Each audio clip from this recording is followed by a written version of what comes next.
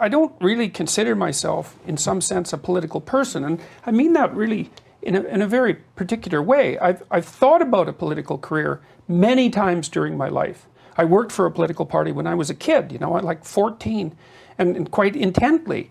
But what party was it? It was a Socialist party in Canada, Wow. the NDP. That was back the New Democratic Party, which is part of the mainstream in Canadian politics. That was back when I would say they were a valid voice for the working class, you know. And I knew the leadership of the provincial party and the national party to some degree. I had some access because the person who was our representative was the leader of the Alberta NDP, and I knew him and his wife quite well.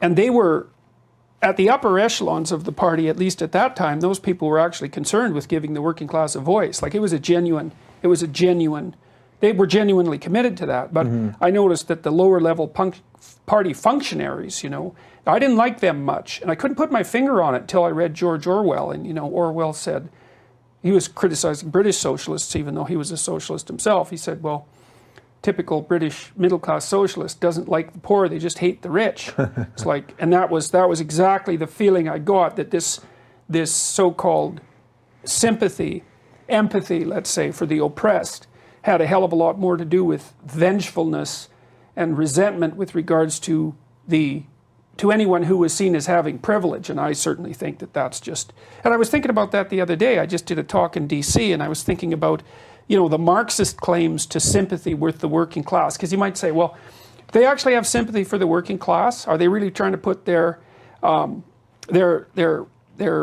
positions forward, their needs forward? Or do they just hate the successful, depending on how that's divided up? And I thought, well, how do you make a judgment like that? And I had this personal experience, but then I thought, well, that's easy with Marxism. It's like, you just look at all the murders, and then you know whether that was a movement that was genuinely motivated by empathy. Right, and a lot of people die in all of this leftist yeah, stuff. Like an unbelievable number, and not just members of the oppressor class, let's say, like everyone. And it happens over and over, you know, and it's really worth thinking about, because, well, when you might think, well, is that somehow embedded in the Marxist doctrine? Is it an inevitable consequence of the unfolding of these ideas? And someone like Ayn Rand, for example, would say definitely, and Solzhenitsyn made that case too in the Gulag Archipelago, but it's not self-evident.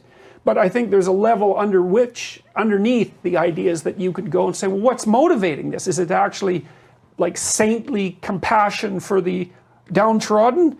Or is it resentment about the fact that life is unfair and tragic, which it definitely it is? Well, you know, by their fruits ye shall know them. That's the answer to that question. It's like, well, if 30, 40 million people die in the aftermath of the revolution, and a tremendous number of them are ordinary people, and that happens repeatedly, it's like, oh, well, I guess it must be resentment and hatred, because like, how else do you account for all of that? The proof is in the pudding, so to speak. Well, if you're not willing to accept that sort of thing as proof, you got to also ask, like, well, okay, what would you allow to falsify your theory?